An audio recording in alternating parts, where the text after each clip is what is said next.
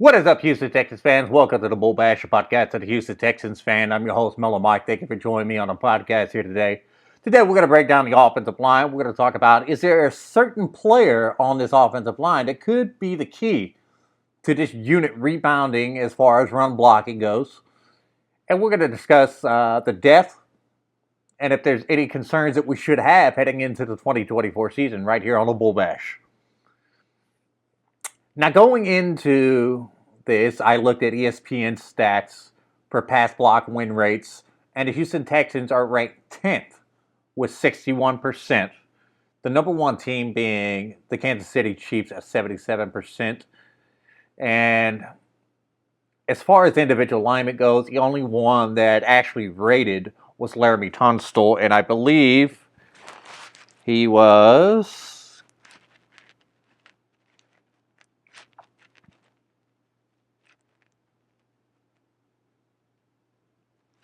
14th overall in the NFL. So 61 and 77%. The big difference between 10 and 1. But a 10th overall pass blocking unit with all the injuries that this team has, that's got to talk a lot to the coaching that first year Coach Kirschhauser did with this unit. The musical chairs that were going on there, players bouncing in and out of the lineup. A lot of second, a lot of third string, practice squad guys that were acquired on trade in that starting lineup. Now, the run blocking side of this, the Houston Texans fared a little bit better in run blocking with 70% run block win rates. But it's a steeper drop off because the number one team, again, at 77%, which seems to be the key number for the top of these rankings, is the Philadelphia Eagles offensive line. It was the best run blocking line with that 77%. Now, you would think there's not too much of a difference between 77% and 70%. Whereas with the pass blocking side, we go from 61% in place 10 when number one is 77%. But the thing is, there's like from 14 to 25, and the Texans are ranked 25th overall. All those teams are tied with 70%. So the Texans very well could be the 14th best run blocking team or the 25th worst, depending on this metric. So there's no discerning there. But however, when you do look at the individual linemen on there, the Houston Texans do not have any linemen to mention in the top categories in run block win rates. So that's something to be said right there. And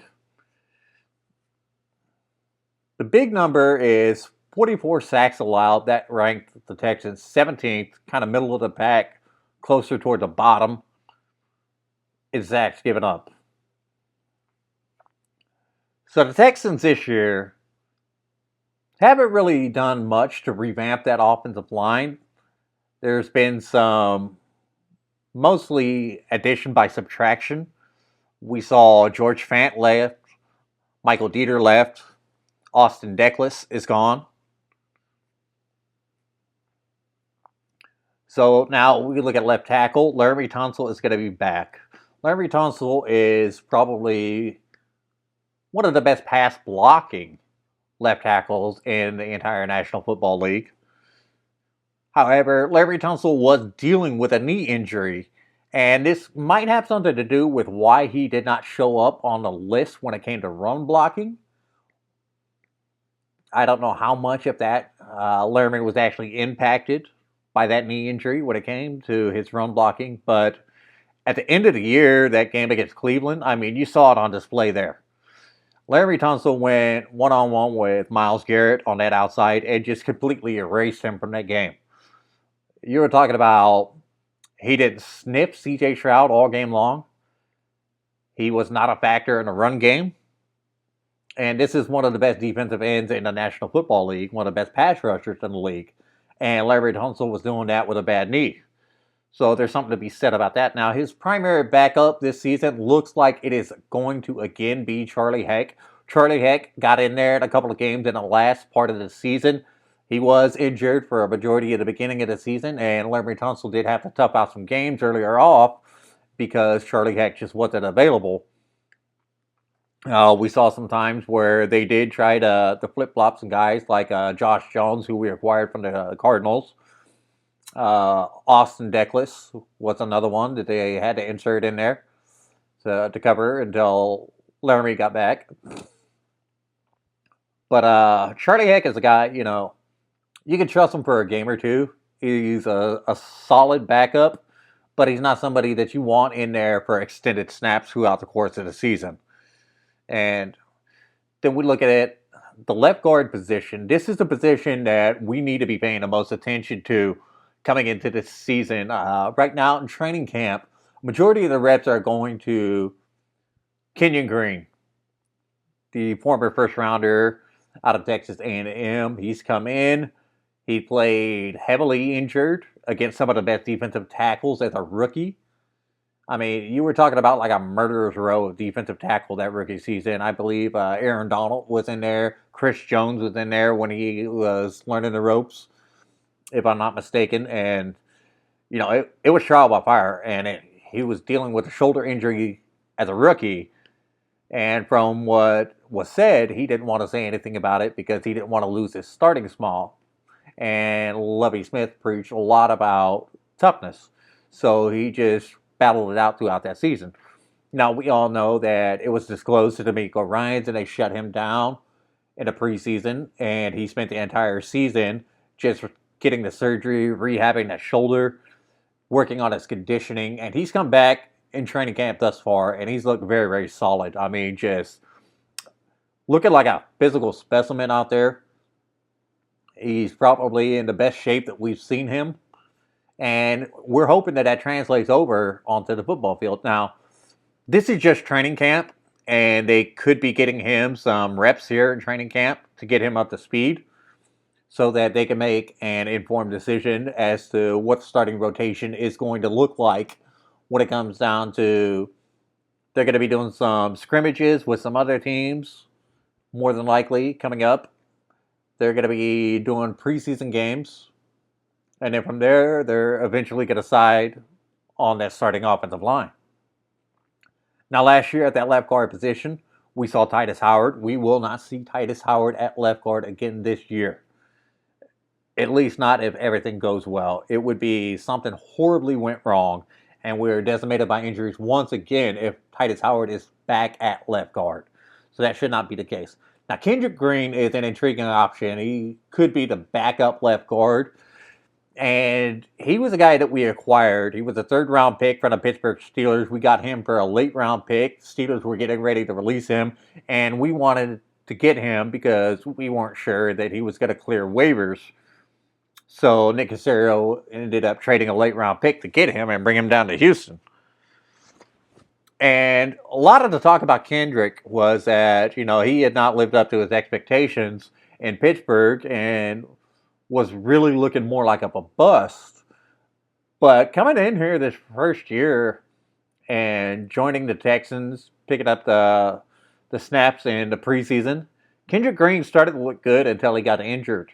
And he was really starting to show some improvement there. So that was an encouraging sign and some quality depth there. Now, other guys that we saw at left guard was, of course, Jarrett Patterson started there at the beginning of the year. Eventually, Jarrett Patterson would have to switch over to center with the injury to Michael Dieter until Juice Scruggs got back, in which we saw Juice Scruggs at left guard, Titus Howard, we saw Josh Jones. I mean, there wasn't too many people that we didn't see at left guard. So this is going to be a position that really, really needs that stability going into this year.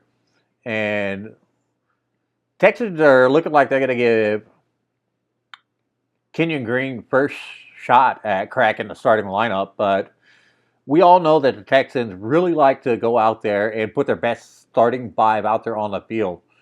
So it could be Kenyon Green. It could be Kendrick Green. Then again, they could shake some things up. They could put Juice Scruggs there. They could put Jarrett Patterson back there. There's a lot of options there. Center is a position that we really shouldn't have too many issues with center. Whether it's Juice Scruggs, who by the end of last season, once he came back from injury at left guard, was already the best run blocker on the Texans offensive line, and that should carry over going into this year.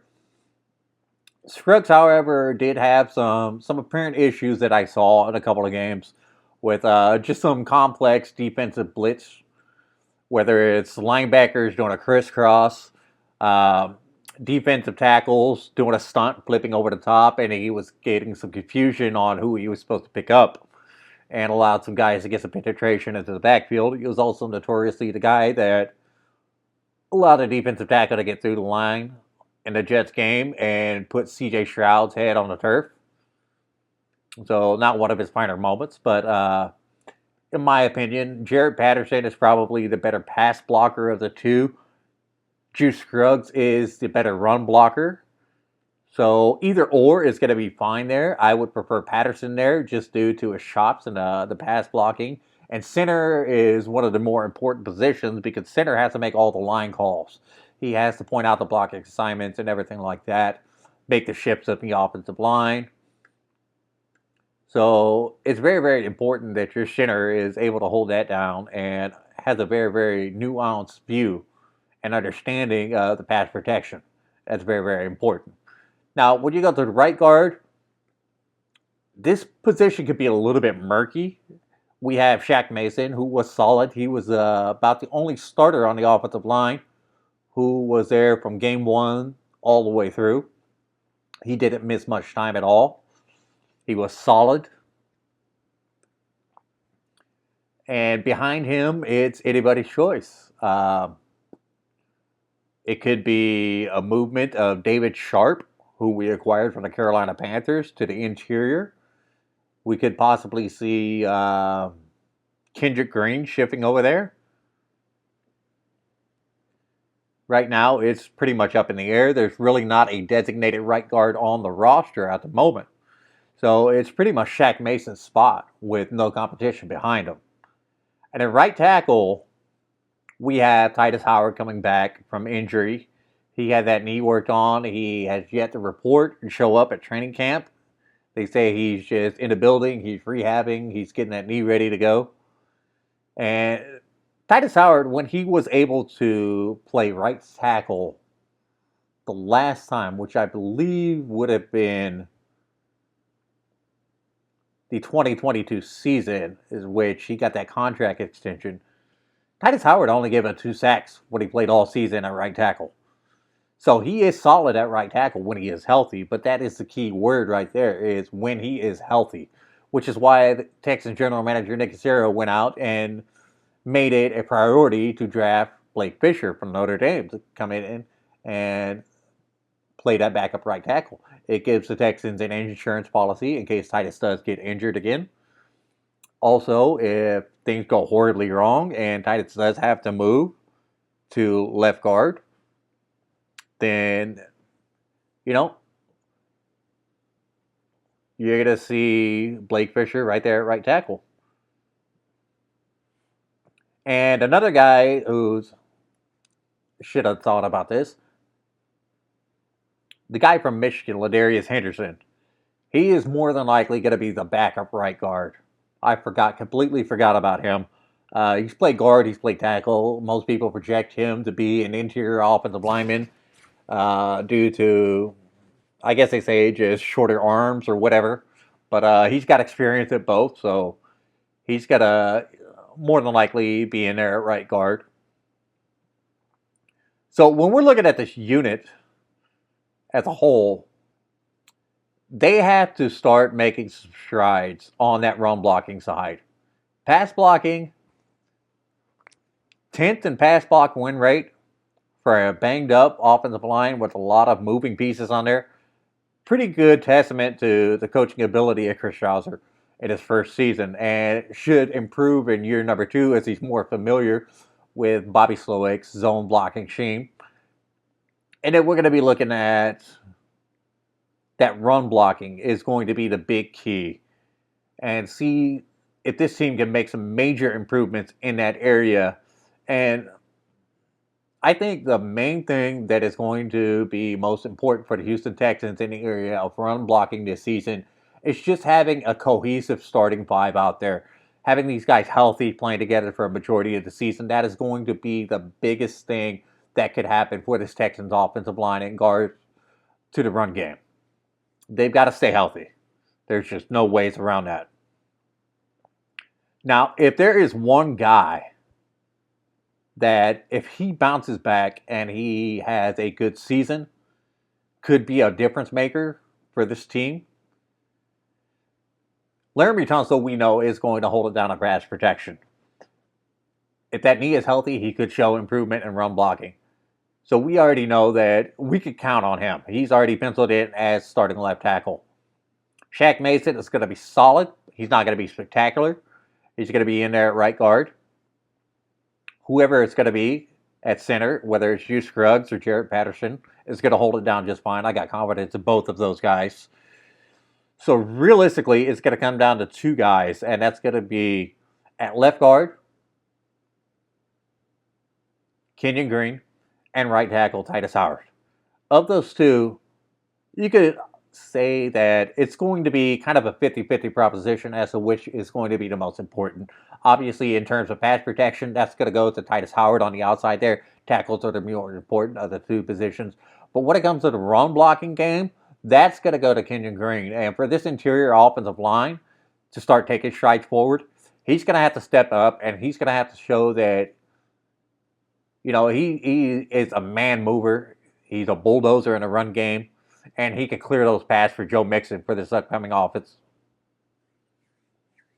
So that is going to be the key right there, is going to be just those two players staying healthy, staying out there on the field, being available, and showing exactly what they can do. Kenyon Green was already drafted because of his run blocking ability, so let's hope that he picks this up and takes to it like a fish to water, because he really hasn't had many reps, and we're trying to get him up to speed in training camp here. But this offensive line unit is absolutely going to be critical to the success or failure of the Texans offense in the 2024 season. They've got to be able to protect C.J. Stroud. We cannot have what happened to him in the Meadowlands happen again. We cannot lose him for any amount of time because of a concussion. They've also got to improve in that run game and blast some holes for Joe Mixon. If they can open a hole, Joe Mixon, he's consistent. He's going to get you yards. He's going to move the chains. He's going to keep the offense on the field. He's going to keep that clock moving. And he's going to set things up for you in play action. Now, another thing about Mixon is that he's an underrated receiver out of the backfield. And he can use those big offensive linemen to slip out underneath there, come across the middle of the field, as you saw him do in OTAs, and CJ and him were working on that. But also another guy that we've also forgotten about is Dameon Pierce. And this offensive line really didn't do him any favors last year. And a lot of the blame was put on Dameon himself. But when you're being met in the backfield at first contact, and he's supposed to be making these guys miss, but he's getting hit as soon as he's given the ball, a lot of that doesn't fall on Dameon Pierce. There are some things that do. I'm not going to say that Dameon is without his faults. He does seek contact. He does lower his head, drop his eyes. And he's got to do a better job of keeping his head up, being a little bit more patient, allowing those blocks to develop, stretching those plays to the outside when he's running laterally, and allowing the offensive line to do its work as it's designed in its own blocking scheme, which is going to be the key, is just patience and vision, allowing the blocking to set up for you, allowing those holes to open up, making that one cut, going back into the grain, hitting that hole, and finding the open field. That's what the zone blocking scheme has been predicated on since Mike Shanahan and Alex Kidd brought it into the league when they did with the Denver Broncos. So that's exactly what Dameon Pierce needs to do to have a bounce-back season. But my keys to the Texans' offensive line in 2024 is two areas, making up one guy, if you would. Pass blocking, run blocking. Titus Howard for pass blocking on that right tackle. Kenyon Green for run blocking at left guard. Thank you guys for your time. Please go ahead, leave a like, subscribe, comment, Let me know what you think of the video. If you disagree with me, have a good day.